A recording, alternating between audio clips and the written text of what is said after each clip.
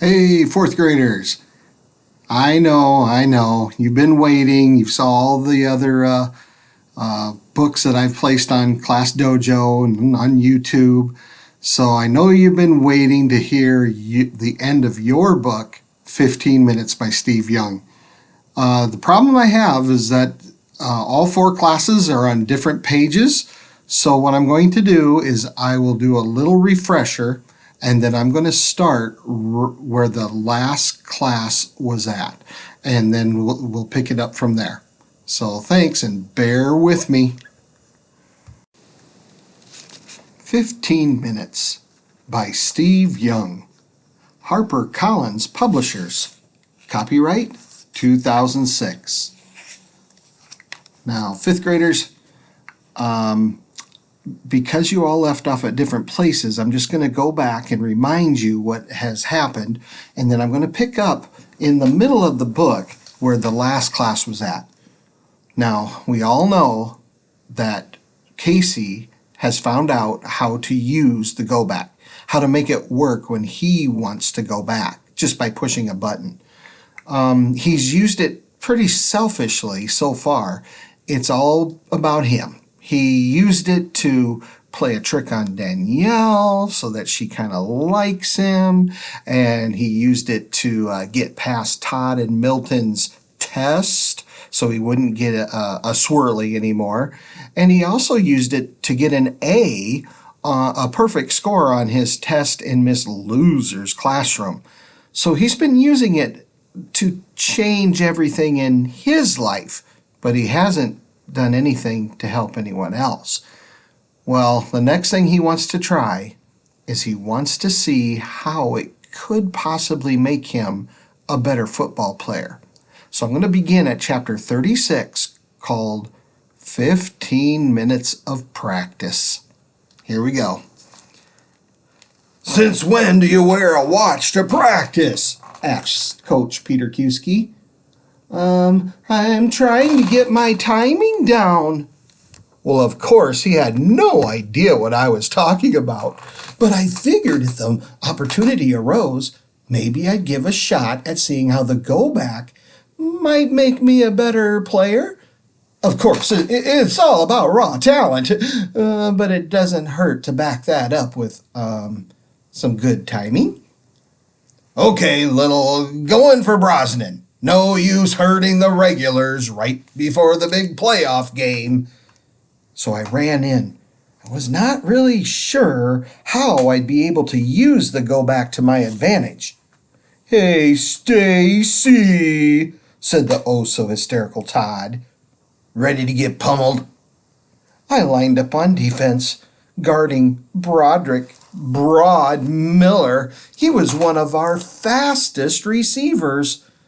Now, there was no way I could normally cover him.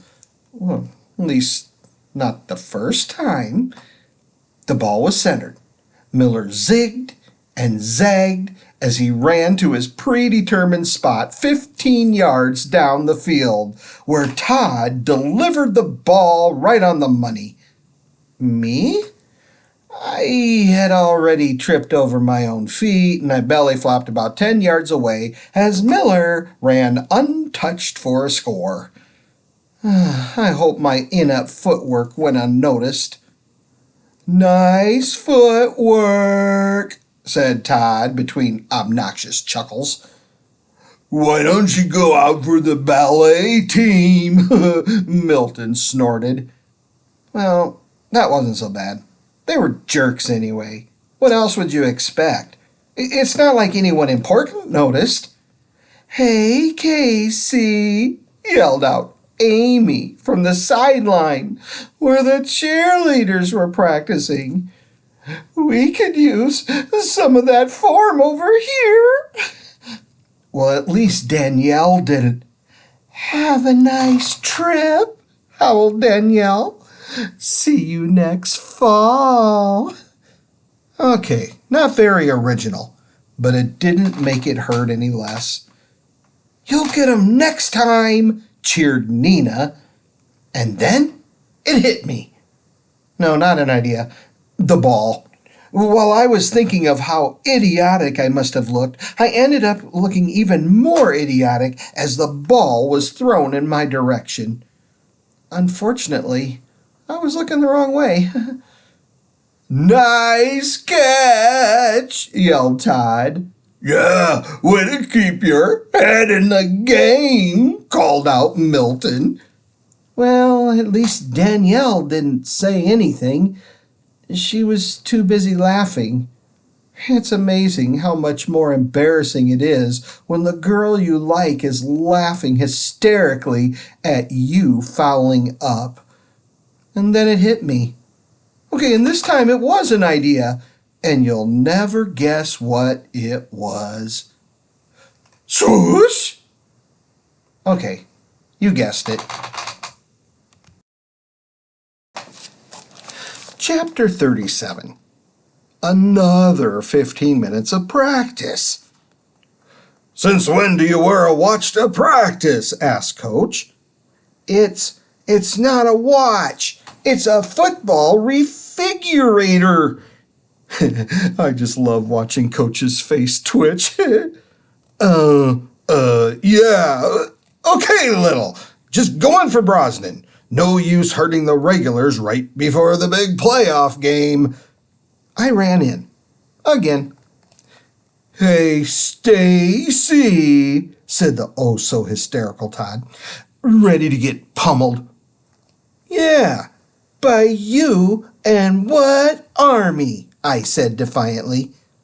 "Company A," he said, pointing to his right fist. "And Company B," he said, pointing to his left.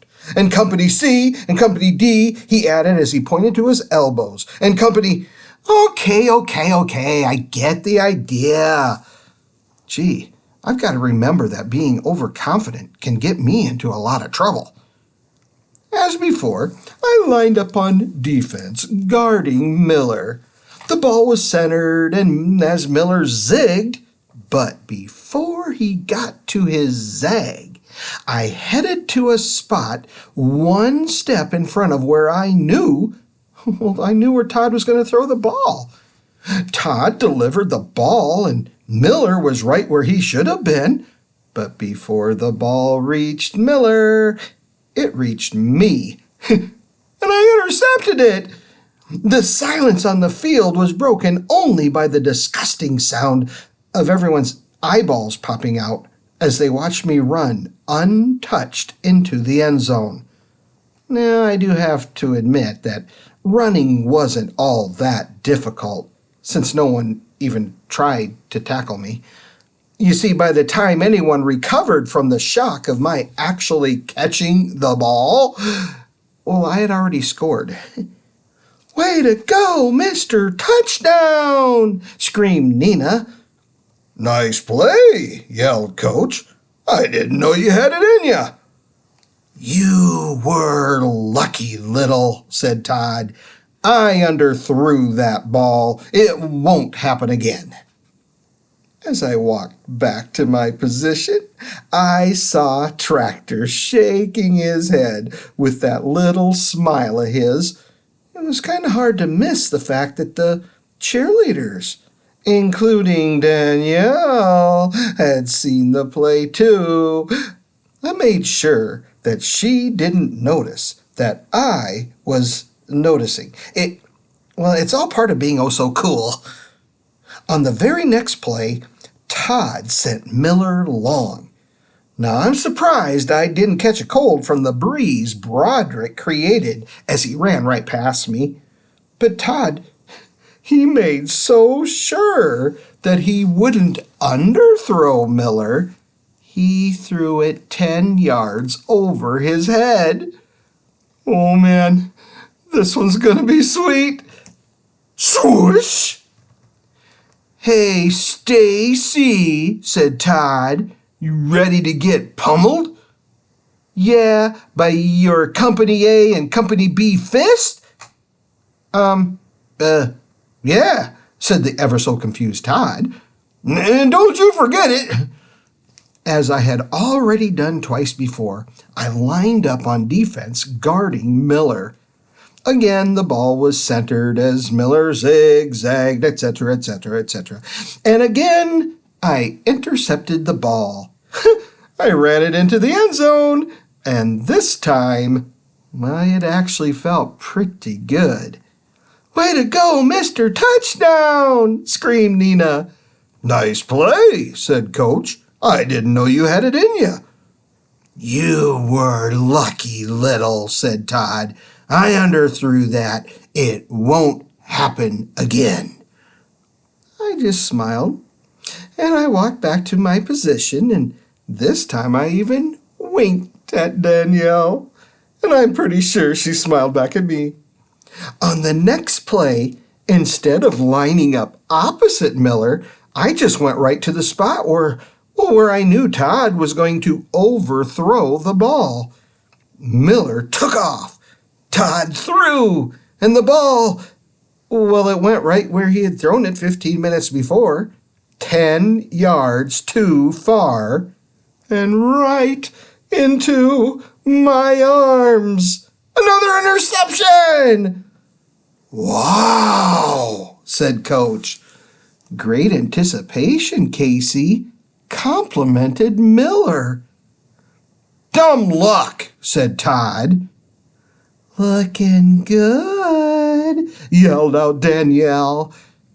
Nina just raised an eyebrow. 2 plays, 2 interceptions. I was hot. Well, at least the go-back was.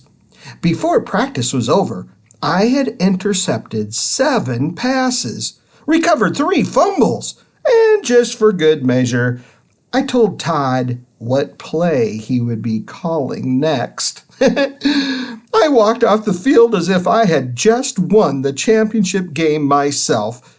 I'm pretty sure even Tractor gave me a wink. Okay, he could have had a bug in his eye, but I'm going with the wink. Everyone was slapping me on the back. Well, everyone except for Nina. She just walked away, shaking her head. I wonder if she had any idea that I had a little help from the go-back. "C'était formidable," said Danielle. Now, I have no idea what she said, but from the way she said it, I guessed it was pretty good. "Be ready to play on Saturday," said Coach. Wow, that was about the best thing I'd ever heard. "How about going out for pizza with us after the game on Saturday?" asked Danielle. "Oh, and that was the new best thing I ever heard." Was my life becoming everything I had ever hoped for? It would take less than a day to find out. Chapter 38. And the answer is, you bet. Everything seemed pretty normal at lunch the next day. Well, except for, "Would you like to sit at our table?" asked Danielle. I was being asked to sit at the lunch table with the world's most popular kids. Well, at least my world's. "Sorry, Miss Frenchy Pants," Nina answered for me. "Casey always sits with—" Sure, I quickly interrupted. "Come on, have you ever taken a good look at Danielle? Oh, you would have done the same thing. Well, I mean, if you were a guy." "Casey," questioned Nina. "Hey, it's what Grandpa would have wanted," I said. Not so sure she was buying that. Jerk. Okay, now I was sure she wasn't buying that. Next stop, though, Popularville. Although the mayor of Popularville wasn't going to be very happy. "Hey, what's Wimpface doing here?" asked Todd as I reached the popular kid's table. "He's with me," said Danielle. Oh, you have no idea how good that sounded. Have you gone brain dead, Danielle? Asked Todd. You have no idea how bad that sounded. Are you afraid he might intercept your sandwich before you can get it into your mouth? Said Amy. Now, you would think that that would make Todd angry with Amy, but he just glared harder at me. I guess just because almost everyone in the school thinks you're popular, it doesn't mean that you're popular with the popular kids. Oh, this is really a lot of math. Just because he guessed right in practice doesn't mean he's going to do anything but haul water for the game, said Todd. You're just jealous, said Danielle. You'll show him that you're better than he is Saturday, won't you, Case? I was hoping that was one of those rhetorical questions that didn't call for me to actually answer it. Well, Smace, Todd said, obviously running out of crummy nicknames to call me. You think you're better than me? Everyone at the table stared at me, waiting to see if I would cut my own throat. Confidently, I readied my answer. You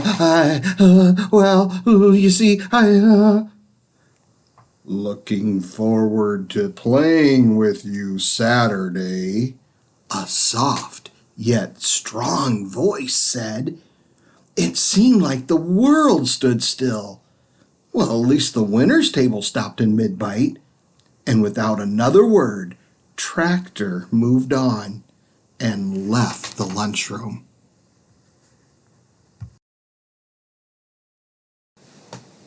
Chapter 39. The Night Before the Day After. I stood in my room, just staring into the mirror, seeing not a real water boy, but a real player. And for the first time in my life, I was actually excited about a game. Besides it being the playoffs, a big game, it was the Skyiska Cheesemen versus the Pilky Underpants guys. My focus was on more than how much water I would spill.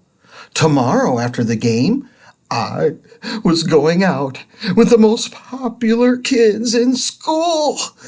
Now, while I didn't want to jump to conclusions, but in this case I will, if I was with the most popular kids in school, then therefore, didn't that make me a popular kid?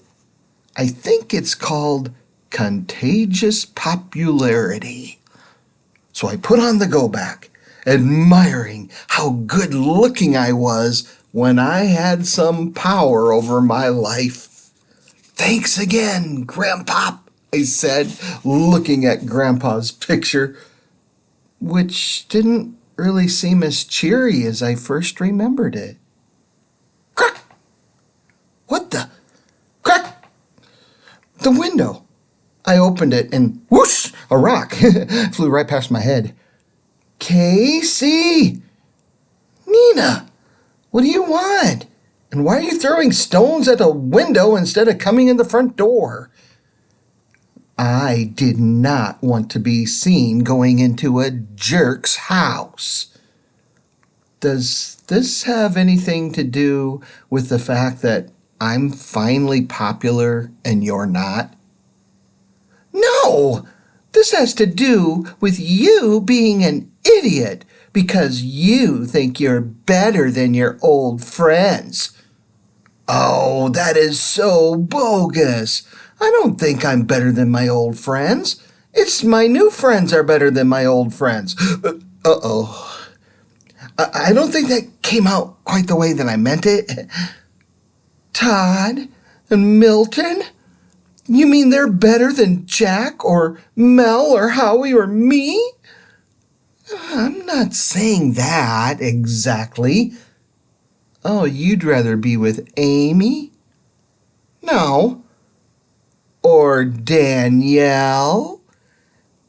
Well, so you're dropping all of your old friends just to spend time with some girl who didn't give you a second thought until you played go back with her. Is that so wrong? You are a stupid nitwit. I am not stupid. Didn't you see me ace that history test? She just shook her head and walked off. Okay, she was right. I was just as bad as she said, and I felt like a jerk because of it. But I also felt good. I guess that happens when the best looking girl in the school actually talks to you without puking. And for the first time, other kids in school were looking at me with something that resembled respect. Okay, maybe it wasn't actual real respect, but it was close enough for me. Chapter 40. Game time! The stands were full, and the excitement in the air, it was as thick as a triple extra cheese pizza, and twice as tasty. Even Mom and Dad showed up, and they brought Kelly, who was wearing a sweatshirt she made with my name on it, misspelled, on purpose. I had never let them come before because, well, it wasn't like they were going to see me play. But today, I even got to put that black stuff under my eyes. I still don't know what it's for, but it looks so cool. It's like you got a black eye, and you didn't even have to get punched. Now, I was doubly valuable to the team. Not only did the coach want me to be ready to play, but he knew I was the only one capable of handling the all-important job of keeping the squad healthy and wet. I was running the water in and out just like a pro manager. I'm a manager. Not a drop spilled, and each time I ran back to the sideline, I could see Danielle and the rest of the cheerleaders rooting us on. The teams kept going up and down the field. Almost every time Tractor touched the ball, he scored. And with the Pilkies, though, putting 4 of their very best linemen on Tractor, every time we scored a touchdown, they struck back with one of their own. The hitting was hard. It seemed that after every play, someone else was being carried off the field. If this kind of bone-jarring play continued, we could run out of players. But before we would actually exhaust our player supply, the coach would definitely have to put me in. All he had to do was look at the fear on Coach's face to know that. Now he saw how I played in practice, but I'm sure he thought it must have been a fluke. Now the game was tied going into the fourth quarter. I think Tractor had gained something like 1,200 yards rushing the ball. Todd was passing pretty well too. Problem is, the underpants guys, they were just as good. And with about a minute left in the game, and Pilkey with the ball, our next to the last defensive back, Joey Limp Sacco, was carried off the field. Coach called on me to go in, so I picked up the water pail and, "Forget the pail, Little," said Coach. "Go in for Sacco."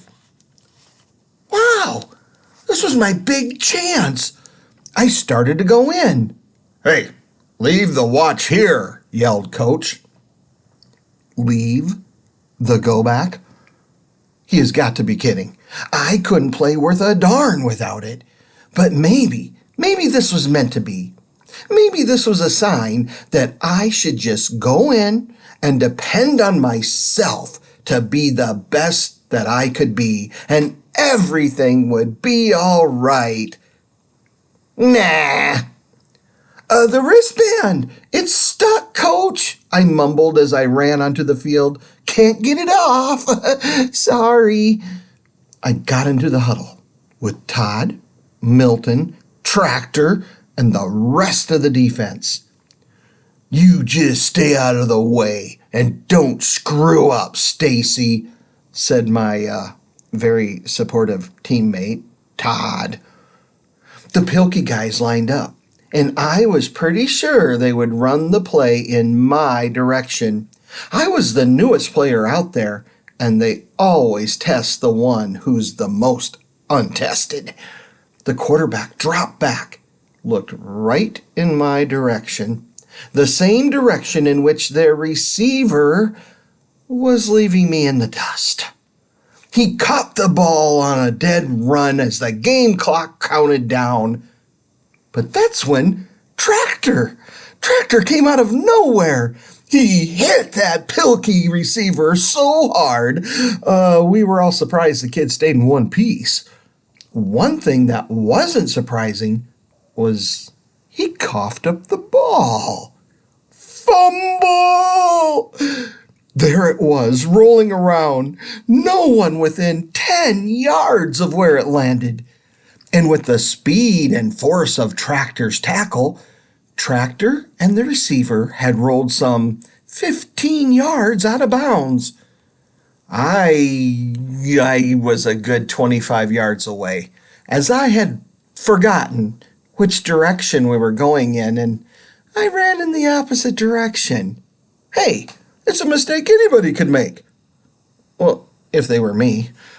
Still, if someone on our team picked up the ball, we would not only keep the game tied, but a clear path to the end zone would be waiting for them.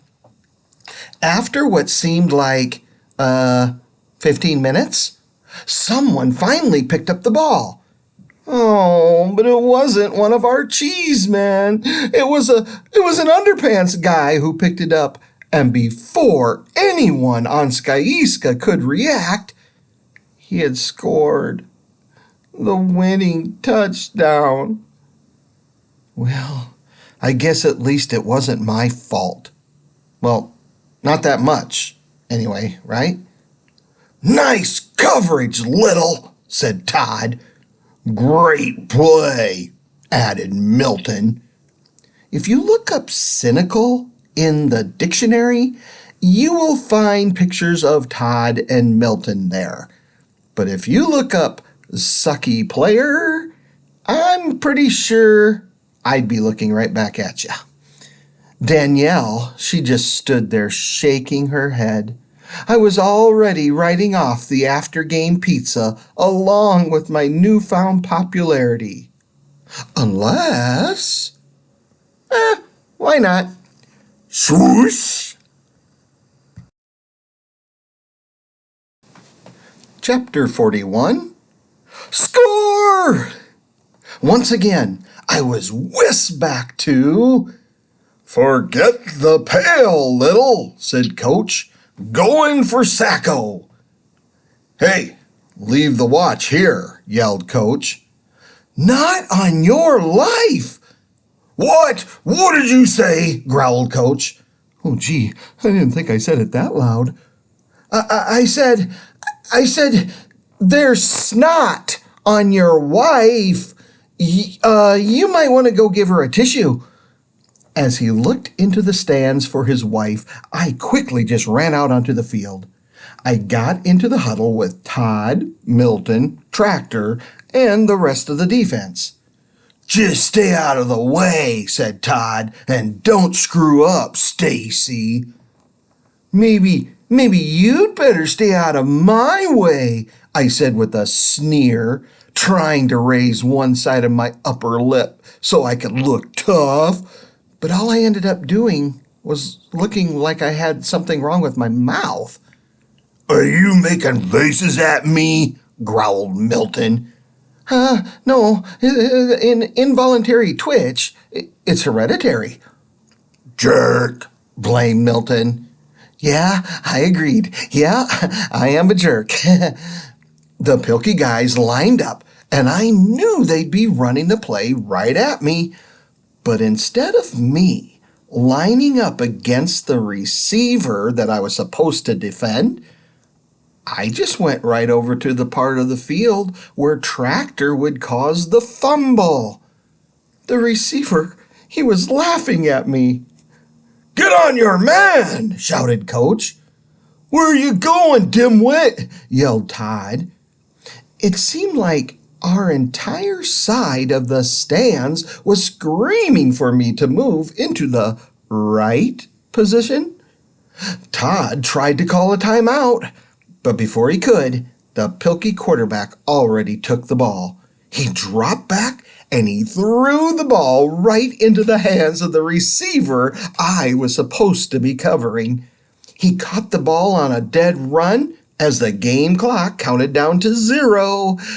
I waited where the Tractor receiver collision was about to take place. Tractor rolled over towards the receiver. Oh, he had no idea what I knew or how bad he was going to feel in just a couple of seconds. Bam! Okay, maybe less than a couple of seconds.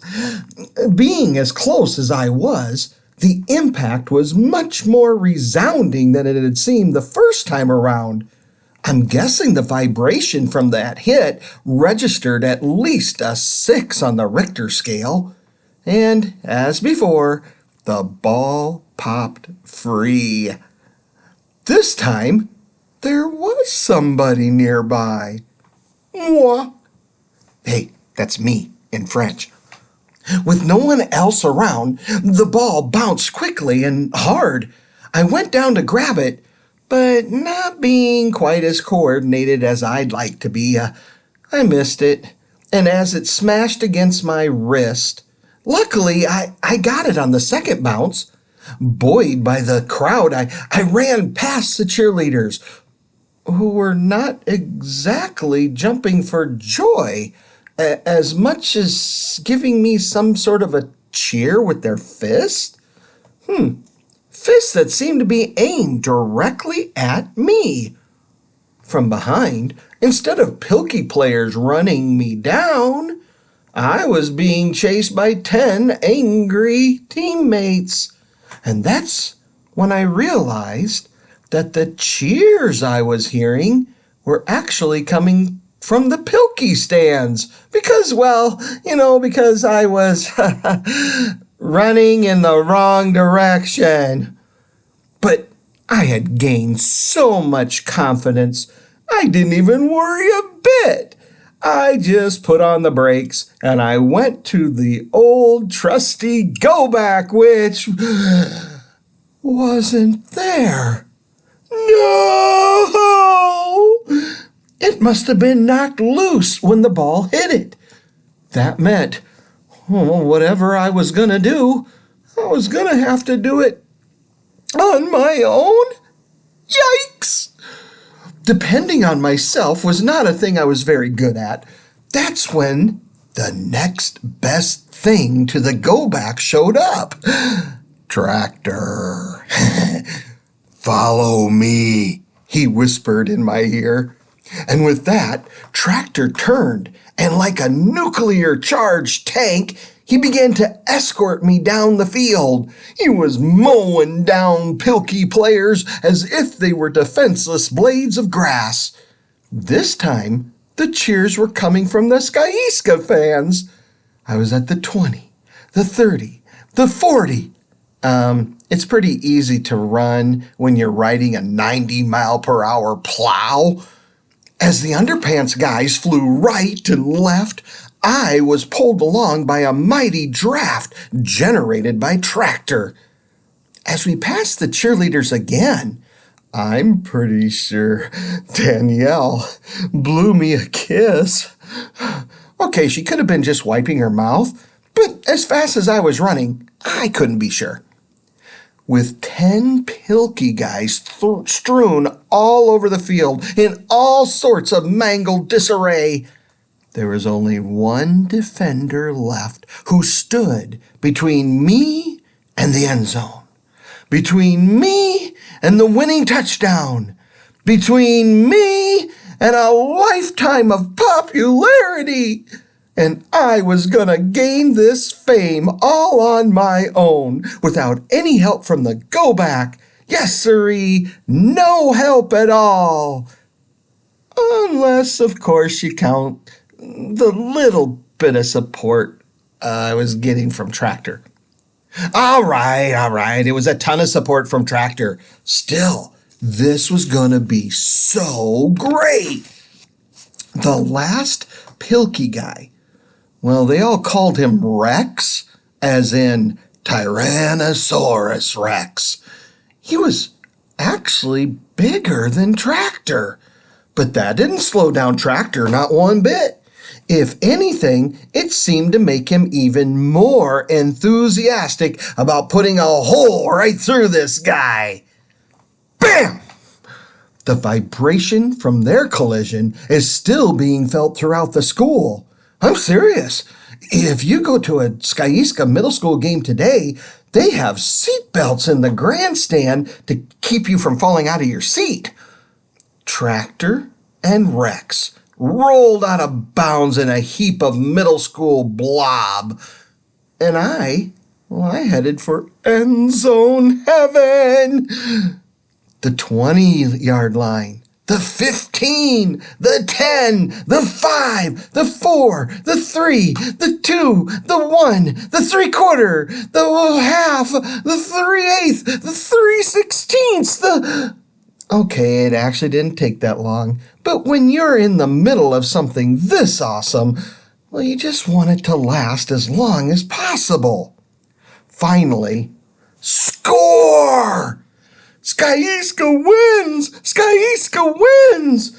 The stands emptied out, and before you could say, well, actually, you wouldn't have time to say anything, so why even try? I was up on the shoulders of millions of fans. Okay, not millions, but you get the idea. They circled the field with me on their shoulders. Boy, being popular, that can really make you feel dizzy. The fans were in such a frenzy that when I fell off their shoulders on the 13th time around the field, well, they kept right on going around the field 5 more times before they even noticed I wasn't up there anymore. The cheerleaders made up a new cheer for me.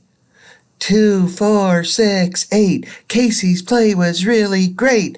8, 6, 4, 2. Casey's quite attractive, too. Yay, Casey! Yelled Danielle.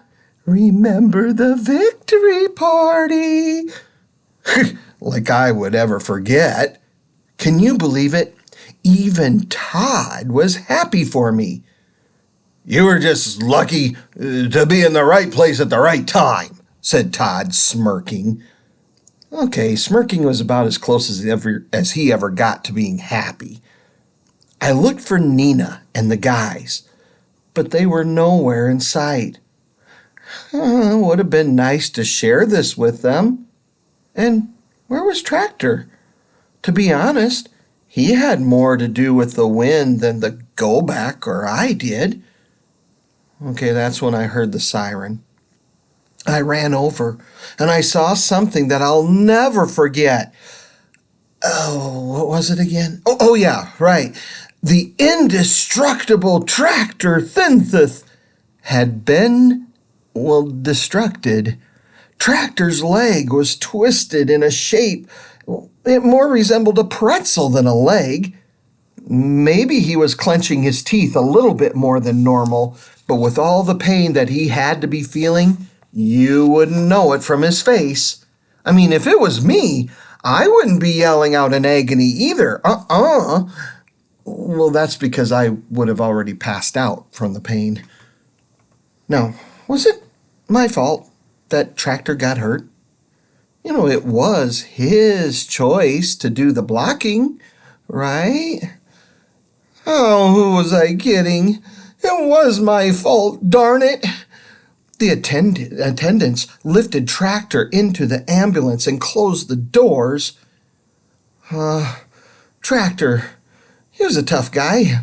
He'd heal before you knew it. I never saw a leg twisted up like that, said the attendant. Makes me feel hungry for a pretzel.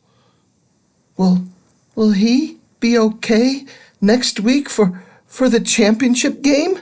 I asked. Next week? Oh, the attendant said, shaking his head.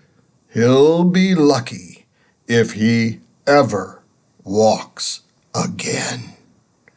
Oh, double boom. Is this yours? It was Nina. She was standing there with the go back. Where'd you find it? Right where you picked up the fumble, the first, second, third, or whatever time you did it. She didn't seem all that happy about us winning. I took the go back and I put it on. Did you use it while you had it? I asked. Why? I already know what a jerk you are. Why would I want to see that more than once? Nina? What? I knew it might have seemed like I was rejecting my old friends. I should really explain to her why it's so important for me to sit with the popular kids. You know, that's what a guy with real nerve would do. Never mind, I said, nervelessly.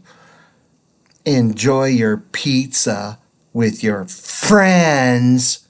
She said the word friends in a way that, well, you could pretty much figure out she didn't think they were real friends. And then she began to walk away. Hey, I called out, how about you coming with me to the victory party? My old friends are fine, thank you. And she was gone. So was the ambulance. My mind was going crazy. How can I feel so lousy when I should be on top of the world? I had to push through a whole bunch of people patting me on the back just to get into the locker room. You surprised the heck out of me, Little, said Coach. Make sure you're ready for the championship game next week. Yeah, with Tractor out, we're going to need everyone who can strap on a jock strap, said Milton.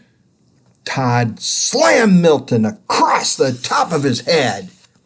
That was just plain luck, said Todd. He was in the right place at the right time. Dumb luck. Can't say the same for Tractor, though. Yeah, Can't really say anything for Tractor. He hardly said anything for himself. What a bad break. I wish I could... Wait a minute. I checked the go back, and there was just enough time. Lou for president, one of the players called. But I was afraid my political career would just have to wait. I pressed the go back and swoosh!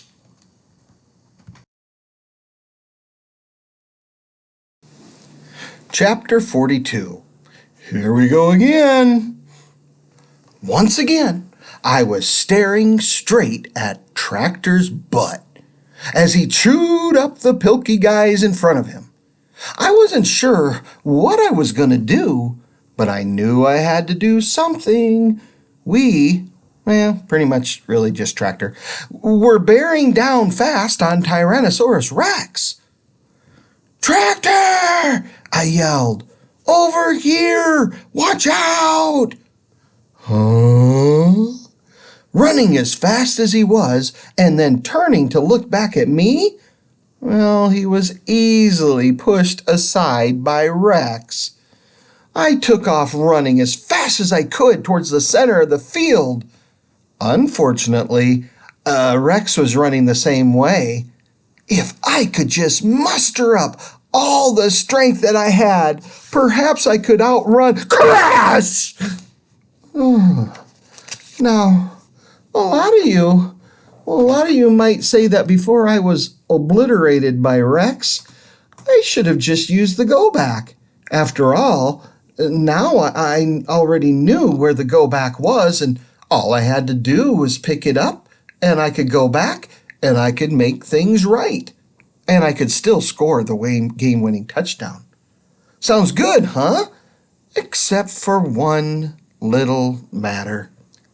Tyrannus Rex hit me so hard, he knocked me out cold. Actually, I could have been out warm, but being that I was unconscious, I don't really know. Huh? What the hey? Do you know how bad smelling salts smell? Whew! Who could ever stay passed out when they are sticking that stuff up your nose? How you doing there, son? Asked the paramedic. Okay, I guess. I figured the humongous headache didn't really count. Are you sure, honey? Asked Mom. Couldn't be better, I assured her, knowing that if I didn't say that, I would end up in bed for a week. Nice try there, son, said Dad. Yeah, added Kelly. If you'd have tried any harder, we would have lost. Thanks, Dad, I said, just ignoring Kelly. Wish I could have scored and broken the tie. Oh, the tie was broken, corrected Dad. You fumbled the ball and... Oh, no! You mean we lost the game? Not with me on the field, said Todd pompously. Thanks to you, being your normal clawed self, I am once again the hero. As usual. Yep, picked up the ball and he scored, added Todd's dad, who never missed a game. Is my boy something or what? He added. Yeah, you'll get him next time, son, said my dad. Okay, maybe my dad did feel the same way about me as Todd's dad felt about him. I guess Dad wasn't disappointed in me, but I also realized that not only was I not the hero, I could have possibly been the... Nah, nabbed Milton as he passed by. Oh, goat. Are you okay, Casey? Oh my gosh. It was Danielle. And even though I was entirely responsible for almost losing the game, she was still concerned about my health. I'm fine. Great, she said. Hey, I really appreciate that you... Ow! She slapped me right across the face. That's for lying to me. You said your family was French. I looked at Mom and Dad, who gave me one of those, hey, if you're going to lie to people and you want us to back it up, then you better fill us in on it first kind of looks. Then they immediately followed that with another look that meant, actually, even if you had told us about the lie, we still would have had to tell the truth, because there's no way we were going to condone your lying. I said I was French. You know, before the family's big French to American conversion, which erased all memory of former nationalities. No one was buying that one, would you? Are we still on for pizza? I asked Danielle. In your dreams. How did she know about my dream last night? Slap! Ow!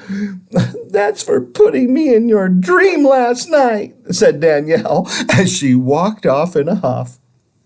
I started to get up. Hold on, kid. Hold on. Gotta check you out first, the paramedic said. You've been down for over 15 minutes. Huh? 15? Yeah, could be 16. How you feeling? I was feeling pretty good until now. Can I go? Was he unconscious? Asked my dad. Actually, explained the paramedic, the boy just had a classic case of not paying attention, or what we in the medical profession call NPA. Very common in middle grade. Your son's case is just a tad more intense. Is this yours? It was Nina. She was standing there with the go back. Jack, Howie, and Mel stood behind her. How many times did you use it before you lost it? I took the go back and slid it on. Nina? What? Nothing, I guess. Enjoy pizza with your friends, and she said as she started to walk off with the guys. Nina? What? Have you seen Tractor? Why? Do you want to ream him out for not carrying you into the end zone himself? No. Is he okay? Well, after that last play, he kind of limped off the field, said Jack. Yeah, it was really weird, said Howie. He was blocking every player that came near you. Then for some reason, he turned away from that last big guy, and he looked back at you. Yeah, he probably twisted his ankle then. Funny, said Mel. I've never seen a game where Tractor played and he backed off from hitting anyone. Well, guess even Tractor can be afraid, said Jack. Yeah, weird, I said, knowing that being scared had absolutely nothing to do with him turning away, or twisting his ankle for that matter. How could I explain to these guys what really happened? Yeah, Nina chimed in with a smirk. It is really weird. Just a guess here, but I think the only thing that Nina thought was weird was the mess that the go-back and I had gotten into. Actually, it was way more my fault than the go-backs. So, why aren't you getting ready to have pizza with Danielle? Asked Nina. And she said Danielle the way she said friends before. I think I'm just going to take a pass. Well, she said, if you want to go out with friends who may not be all that popular, you're welcome to come with us. Thanks, but I'm not really hungry. Not hungry, said my mom. Oh, maybe you do need to go to the hospital. Your loss, said Nina as she and the guys walked away. Casey, said Mom, you'd better go and change out of your uniform. This is getting very late for Kelly. Thanks, Mom, Kelly said with a sneer. Why don't you just tell everyone I still wear diapers? You know, Mom, maybe I will take Nina up on that pizza. Yeah, well, just make sure you don't come home too late, said Dad. And not too much pizza, said Mom. You know you get gassy. No need to worry about that. I wasn't going to have any pizza. Chapter 43, Entering the Not a Victory Party Neighborhood. Did Did you ever find yourself in a neighborhood that you've never been in before? I mean, a neighborhood that was so different from yours, it totally freaked you out? No? Thanks a lot. Now I really do feel like a wimp. Well, I was pretty sure this was where Tractor lived. I had only been there on one Halloween night. Now, I didn't go there to trick or treat, though. I went because everyone said that Tractor's house was as close to a real haunted house as you would ever see outside of Disneyland. I don't know if it really was haunted, but if it wasn't, it should have been. How scary was it? Well, as I drew closer to the house, thunder roared, lightning flashed. I held one finger on the go-back just in case. Well, just in case I had to make a fast getaway. I didn't know exactly why I went to see Tractor. There was just something inside of me that was telling me to. I was half hoping he wouldn't be there. Okay, actually, the hoping he wouldn't be there percentage, it was probably closer to 99%. Unfortunately, and big unfortunately, Tractor, he was sitting out on the front porch. He looked at me like I was the last person on earth he expected to see. Coincidentally, I was the last person on earth that I expected to see there too. He had a large bandage on his forehead, a huge shiner under his right eye, and a big old ice bag tied around his knee with a rope.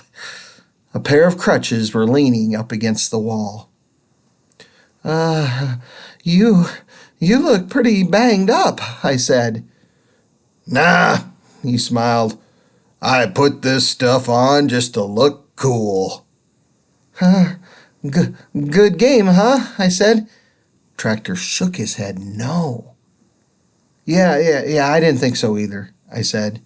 I stood there just swinging my arms back and forth as nothing was said for what seemed like an hour. Well, as long as you're okay, I guess I'll head on over to...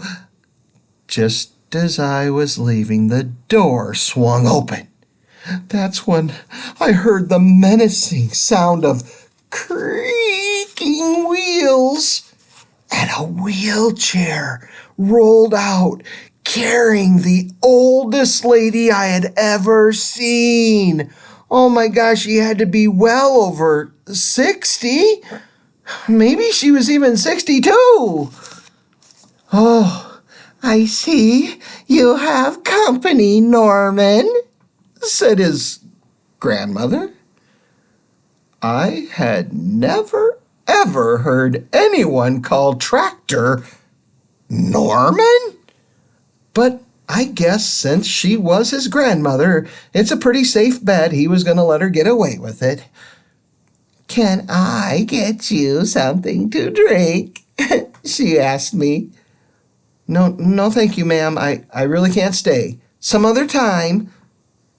"But what if you're not thirsty then?" she replied. Okay, I had no idea what she meant by that or how to answer it, but it didn't matter because before I could say a word, she had already gone back into the house. I'm pretty sure I heard her laughing inside. Yeah, my grandmother thinks she's a comedian. Wow.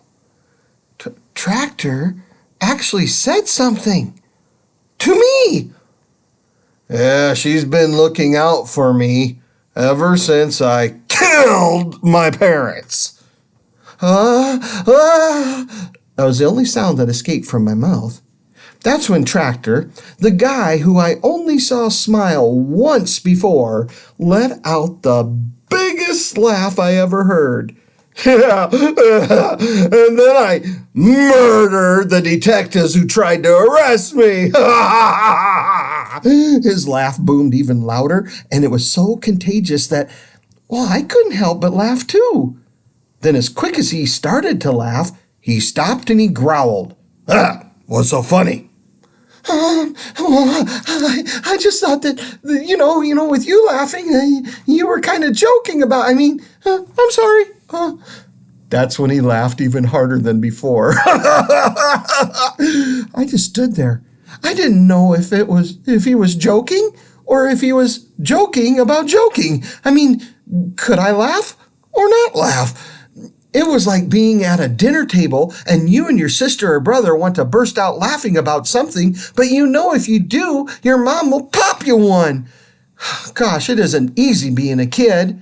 It's even harder being me. Tractor stopped laughing. His face seemed a whole lot more relaxed than I ever remember seeing it. My parents died when I was about 2. I hardly remember them. And then I saw something that I never thought I would see. A tear. There was a tear that slowly fell down Tractor's cheek. He brushed it away, hoping that I didn't see it. For what seemed like forever, we both just stood there. Well, he was sitting. And we kind of nodded. Tractor finally broke the nodding cycle. Yeah, but I am pretty sure I didn't murder them. This time, no tears or laughter. Instead, just an easy smile appeared on his face.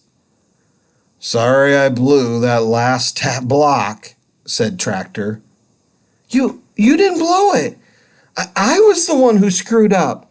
In fact, you actually did blow Tyrannosaurus Rex away with one of the most awesome blocks I have ever seen. Huh? What are you talking about? Well, it's really hard to explain. Well, in fact, it's impossible to explain. You just have to believe me. The only one at fault for the fumble was me. Yeah, okay. To this day, I don't think he ever believed me. Hey, I'm thinking of getting some pizza. Do you want to come? Well, aren't you afraid I might murder you? I'm kidding. I think I'll pass. I really don't like hanging out. Besides, I do have to help my grandma. He got up, kind of shaky. Okay, well, I do hope you feel better. He just nodded, and with the help of his crutches, he walked towards the door. I meant what I said about the game. It was me that screwed up, not you. I don't even know if he heard me as he was walking into the house, but I think I said it as much for me as I did for him. The storm before the storm. There was an air of championship game excitement. It swept over the school. Unfortunately, there was also an air of championship game dread. And as everyone knows, when excited air hits dreaded air, well, there's sure to be one heck of a storm. Even though we were in the championship game, we were missing our very best player. Maybe the best player in the whole state. Even worse, Todd. He seemed crankier than normal. Not that he was ever normal. Hey, Fumbleina, said Todd. Gonna try to lose this week's game too? Oh, it's so pleasant when Todd and his mutant buddies visit our lunch table.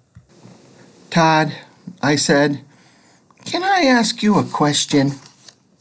I could sense everyone at the table just pleading for me not to ask anything that would get them in trouble, or worse, dunked. Yeah, like what? Well, like what did we ever do to you? What are you so angry about? Okay, I know that was 2 questions, but I was the only one counting. Everyone else was just staring at us, watching the steam build up in Todd's head. You could actually see the smoke beginning to billow from his ears. Todd banged his fist on the table so hard that every tray went flying. I've never seen him get so angry. Even Milton looked nervous, which made him look even dumber. Don't you ever ask me another question, ever. Do you understand? I nodded, just in case my answer would have in some way been mistaken as a question. And then he just walked away, forgetting that he hadn't even tortured us in the last 15 minutes. Gee, said Nina, Todd seems to be in a better mood than usual. Well, I think hating us energizes him, theorized Howie.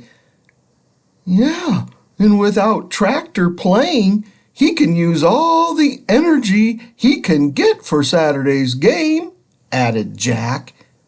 Huh. So, in effect, said Mel, we play an important part in helping the team win. Yeah, said Howie. We ought to wear signs that say, "We get dunked for Skyiska." Do we have any chance of winning? Asked Jack. Hey, you're all forgetting. We still have Casey, said Nina. Every one of their faces seemed about to explode from trying to hold back their laughs. Hey, you guys can laugh if you want to, I said. Thanks, Case, they all said together, and then, of course, they laughed. a lot. Don't be surprised if I end up playing a very important part in winning that game. Why? Asked Jack. Is Peter Kuski going to make you stay on the sideline? Again, the laughter was deafening. Thanks for the support, guys. Yeah, even my friends had their doubts. Actually, they did not have any doubts. They were sure I would not succeed. But it wasn't my friends, or even the go back, that would determine whether I did or didn't do well. This time, it would be me. Coach Peter Kuski, he worked us as hard as he ever did the entire week. And with everything that had happened, I figured it might be best if I didn't bring the go back. I should do everything in my power alone, to be the best I could be. Now, it was a long shot, but maybe, just maybe, if I trusted in myself and my own ability, I would play well. Now, remember, I said it was a long shot. We practiced as hard as we could.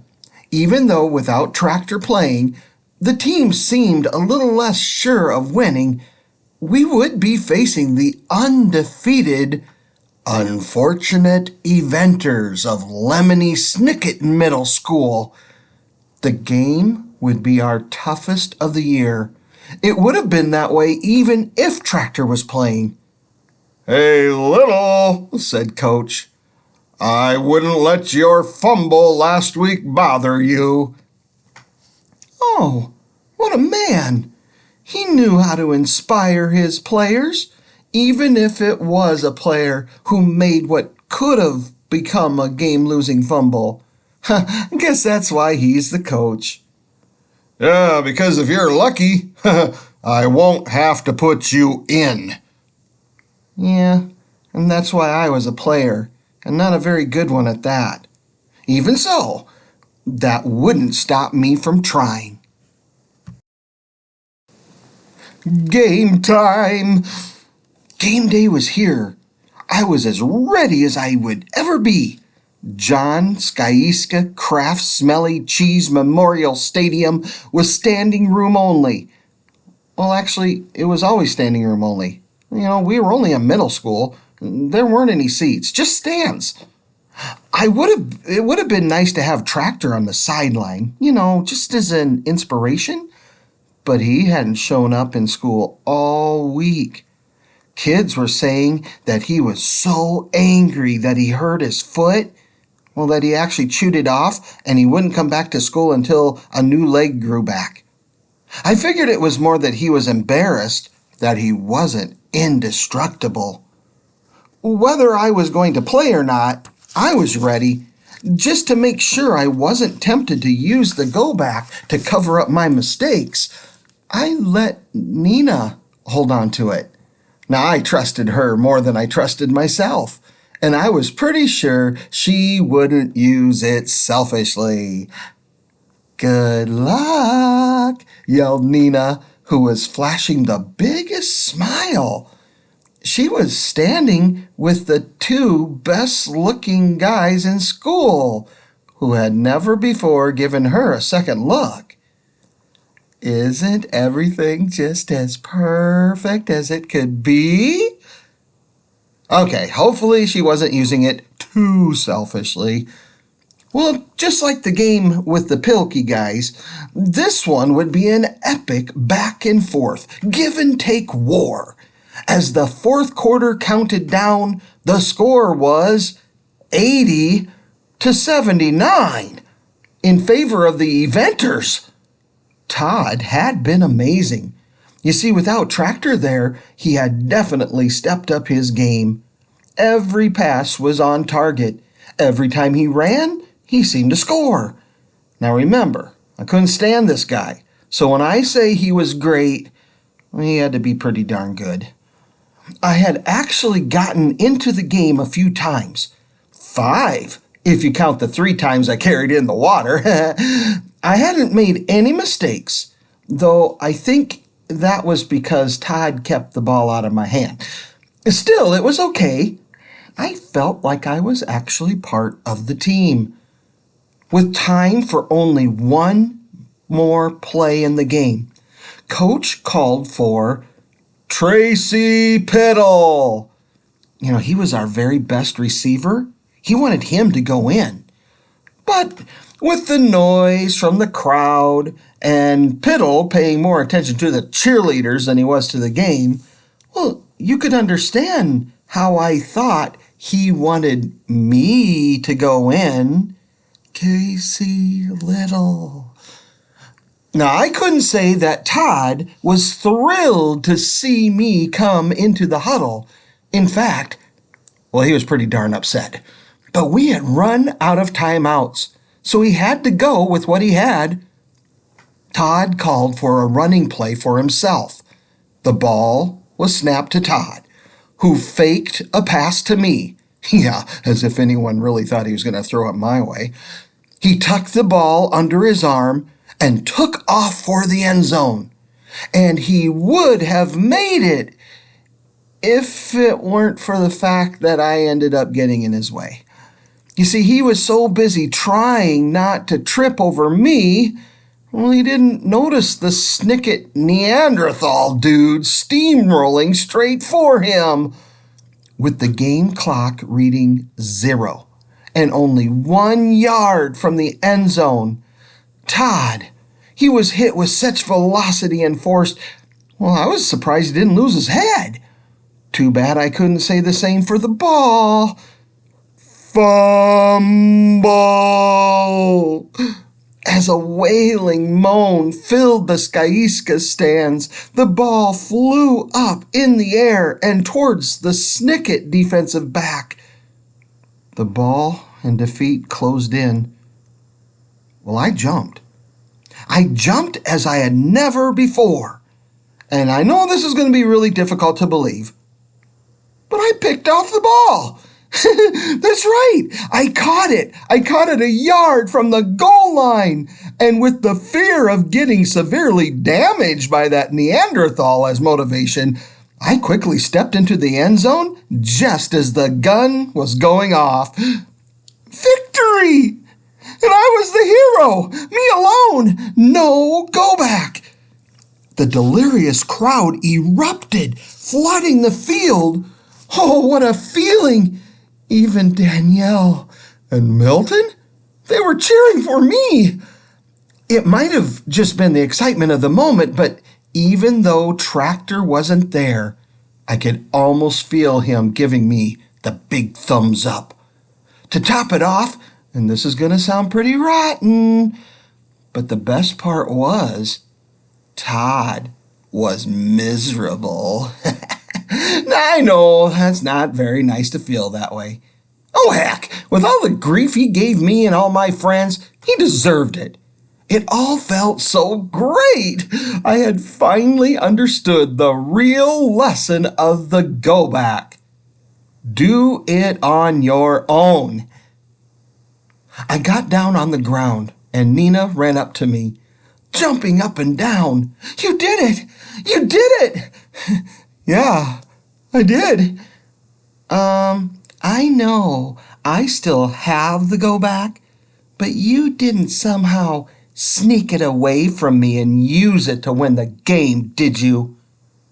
Come on, Neen. It's me, Casey. Yeah, I know. That's why I'm asking. No, I did not use the go back. I did it all on my own. I knew it. I knew it. And then she did something I kinda hope no one else saw. Nina hug Casey, Nina hug Casey, sing-songed Howie. Uh-oh, too late. What, Howie? Asked Nina. Are you like 8 years old? You know what, though? It wasn't that bad. Do you want to go out for pizza? Asked a giddy Danielle. Well, I didn't have to think twice. You bet! Nina and the guys' faces kind of scrunched up. But not with you. And as Danielle's mouth dropped, their faces lit up again. I'm going to go get out of this uniform, and then let's get something to eat, I said to my old friends. Running through swarms of congratulating hands pounding on my back, I headed for the locker room. The feeling was indescribable. I don't know if my cleats ever touched the ground. Winning isn't everything. Sometimes it isn't anything at all. It was just before I got to the locker room that I heard the racket. You make me sick. Whew, pretty scary. Some old guy was screaming at someone in the parking lot. I did everything for you, and you thanked me by making me look like a fool. Wow, I don't think I ever heard anyone get that mad. I snuck behind the bushes next to the parking lot, and I saw an incredible sight. The man was Todd's dad, and the guy he was screaming at, it was Todd. But Dad, we won. Well, maybe the team won, but you didn't win anything. You fumbled the ball. If it wasn't for that jerky little jerk lucking into getting the ball, the team would have lost. Jerk? Lucking into getting the ball? That was raw talent. Dad, I got hit hard. I taught you how to hold on to the ball. You let everyone down. You let me down. Todd just stood there, taking it in, and I couldn't be sure, but I think he was crying. And that's when his dad really blew a gasket. What's the matter? Being a loser isn't bad enough? Now you gotta be a crybaby too? And for the first time, Todd didn't look like a tough bully. You stop crying. No son of mine cries. Stop crying, I said. And that's when his father raised his hand as if he were going to whomp him. Todd lifted his arm to block him, and then his dad stopped in mid-slap. Ah, you make me want to puke. Find your own way home. Mr. Dornan got into his car, and with tires screeching, he wheeled out of the lot.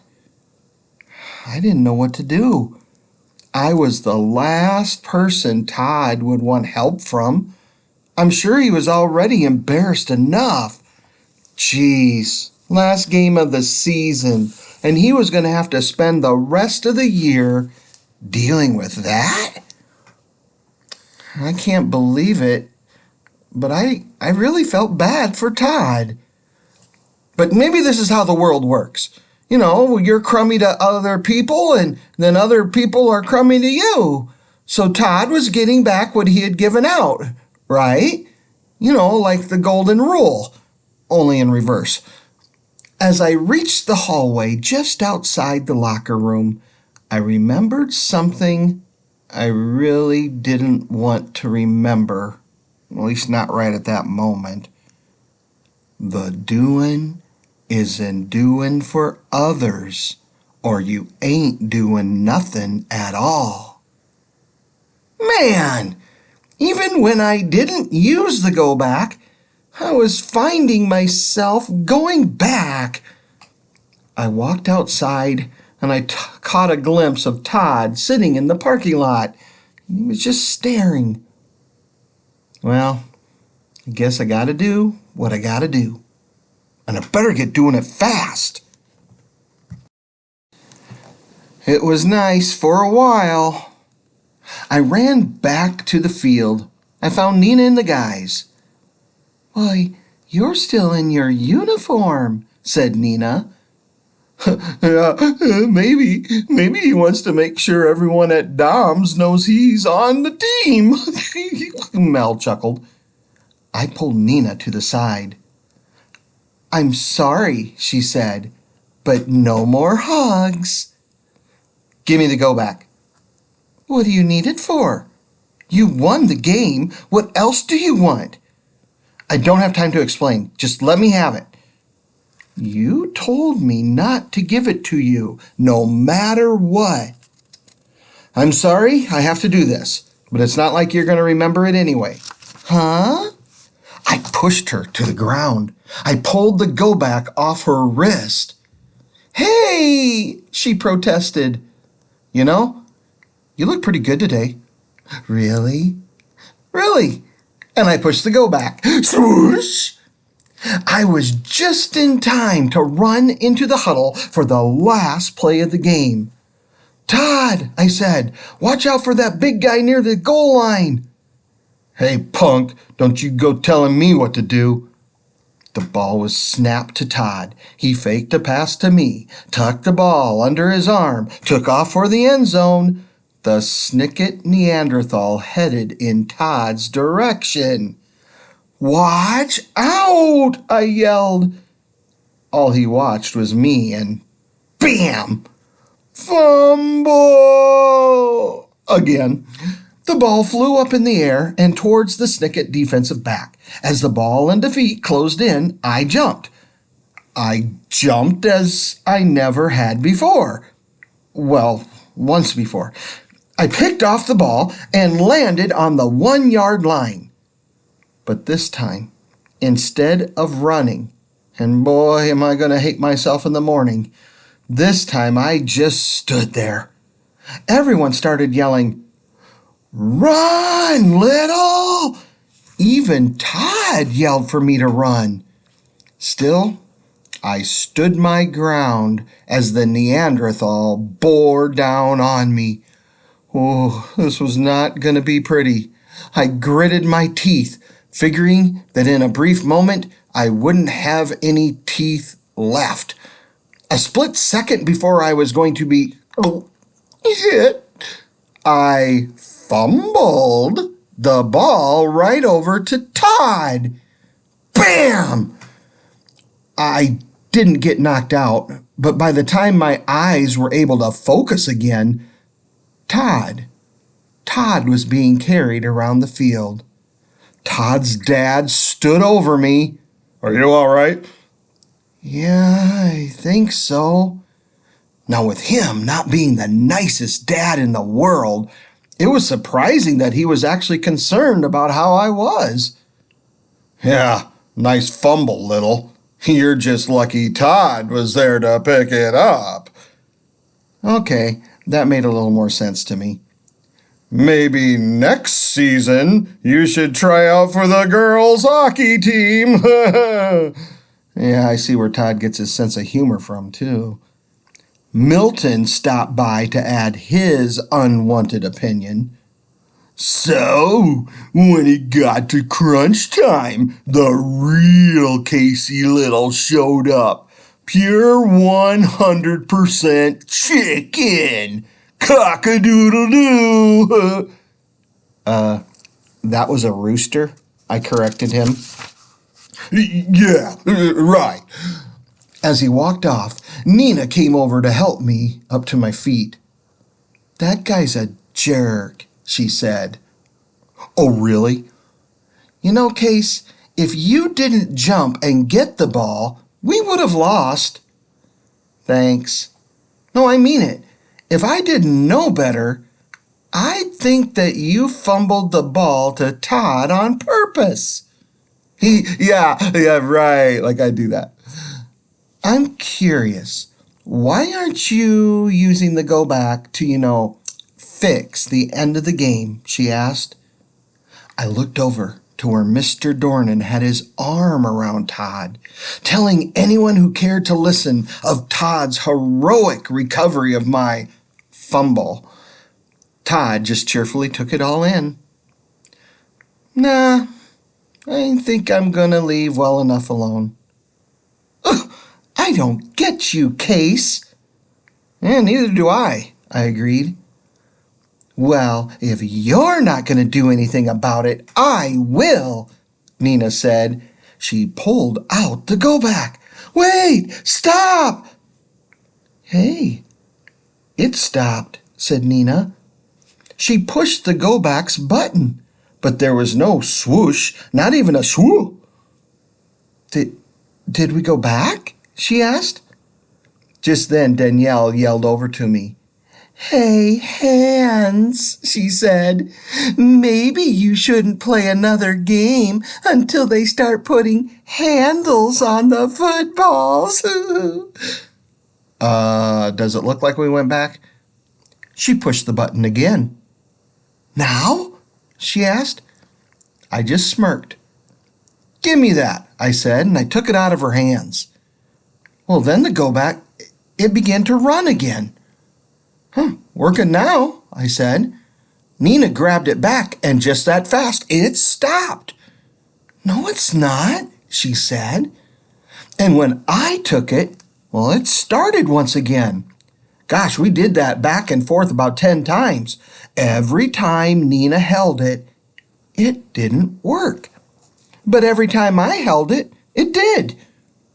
Now, I know what a lot of you might be thinking. You were thinking that the reason it worked when I had it was because the go back was giving me the option, that it was allowing me to choose not only what would happen to me, but how what I did affected others. Sort of choosing between right and wrong. Boy, that's a pretty complex idea. I mean, I have a hard enough time trying to figure out what's right or wrong for me. Like my life isn't tricky enough already. Just then, my dad came over. Don't worry there, Case. You'll get 'em next time. That felt good. Yep, this time I had made the right choice. Not bad. Not bad at all. Nina and I sat at Dom's eating pizza. So, where's the go back? Asked Nina. I smashed it. I threw it away, I said. I decided that the rest of the world and I would be better off without it. Are you nuts? That could have been your ticket to success. If you didn't want it, you could have given it to me. Like I said, the world's better off without it.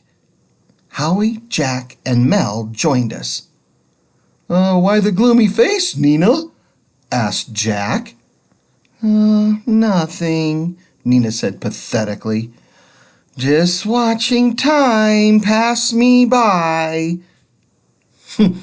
This is just Nina's way of showing she's so happy that everything she ever does wrong will be 100% her own fault. Funny case, said Nina. Oh, what the heck are you guys talking about? Asked Howie. Then, like clockwork, though not go back clockwork, no, not that, Todd came over to badger us. Hey, want to thank you, little. Wow, did Todd have an idea of what really happened? Did he understand that circumstances are not always as simple as they seem? Did he know that I actually played some small part in his being the game's hero? Yeah, without you being such a total screw-up, I wouldn't have had a chance to save the game. I guess in a way he understood. I'm sorry to say that I'm going to have to take a pass on dunking you guys next week. My dad's taking me to Disneyland as a bonus for winning the game. We'll get by somehow, I assured him. Still trying to be a wise guy, huh? Asked Todd. Maybe I'll just do a week's worth of dunking tonight. As Todd went to grab me, he was suddenly pushed aside by the rubber-tipped end of a crutch. Excuse me, said Tractor. Mind if I sit here? Everyone sat there stunned. None of them had ever heard Tractor speak in public. Tractor slid in. Not a problem, I said. You know, Todd, it's so nice of you to come here and congratulate Little for tapping the ball back to you after you screwed up and fumbled the ball away. Yeah, Todd said nervously, but if I didn't... And, Tractor added, it's also nice that you're thanking him for lateraling the ball to you so you could score the winning TD. But that wasn't a lateral, Todd tried to say. And because you are going to thank him for that, I'm guessing there's no reason for you to be dunking him or anyone else. Yeah, well, sure, okay. I mean anyone else anymore. Okay. Funny, said Tractor. Maybe there's something wrong with my ears because I didn't hear you thank him yet. Tractor shot Todd a big old 32-tooth smile. Well? Todd kind of squirmed. Thank you. Thank you for lateraling the ball to me so I could score the winning touchdown. I'm really sorry, Todd, said Tractor. I don't think each one of those guys over at the counter heard you, and you probably want to say it with a smile on your face. Thank you, Casey, bellowed a grudgingly smiling Todd. Thank you for lateraling the ball to me so I could score the winning touchdown. And this is just a guess on my part, added Tractor. But I'm thinking you're not planning to try to stick my head in some toilet, are you? No, said Todd. Of course not. Well, said Tractor, don't you think it would be a great idea if you stopped messing with everyone else? And with the slightest of smirks, Todd shrugged his shoulders.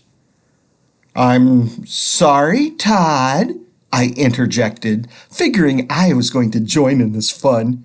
I didn't hear that. I wouldn't push it, Tractor whispered in my ear.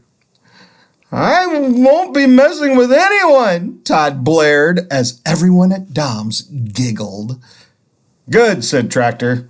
Now look, I'm sure you want to get back to your pizza, but I want to thank you for being willing to share the credit for us winning the championship. Todd, who seemed a bit smaller than when he first came over to the table, slumped back to his seat. "Thanks," I said to Tractor. "You know," said Tractor, "I'm not always going to be around. So starting tomorrow, all of you losers are going to go through the Tractor Thinthith Toughening Up and Becoming Winners camp." That's really great," I said, not exactly looking forward to what was probably going to be a lot of work, but happy that I would no longer have to fear Todd. "Isn't there anything we can do in return?"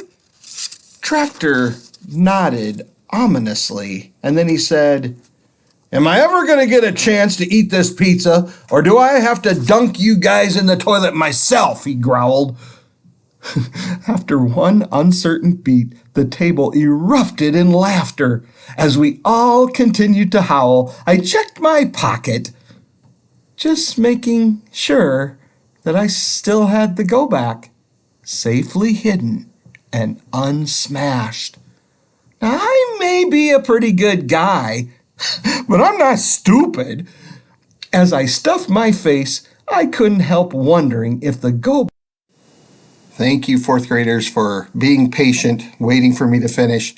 This one took me quite a while to get put together, and I wanted to do the best job I could. I know I made a few mistakes here and there, but when you're reading, you just worry about having fun, and I hope you enjoyed it. I'll be adding some more books for you older kids here in a bit, but just wait. In the meantime, you can enjoy some of the shorter books that I'll be sharing. See ya, and I hope you're doing well at home. Bye.